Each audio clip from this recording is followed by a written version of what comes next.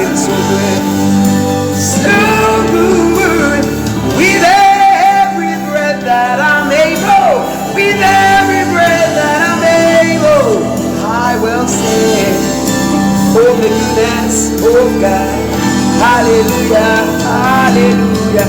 I'm gonna sing of the goodness of God. So typical, someone asked me, why do you do both? Then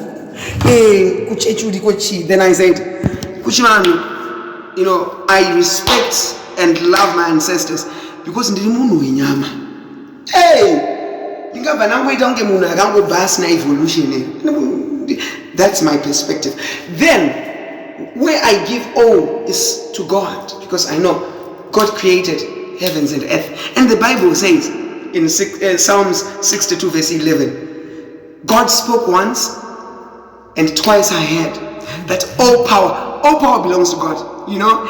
And I also base my praise on this scripture in Psalms 150 verse 6, which says, let all living things, everything that has breath, praise the Lord.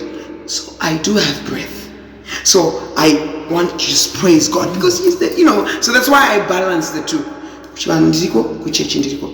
I don't know, but you know, okay.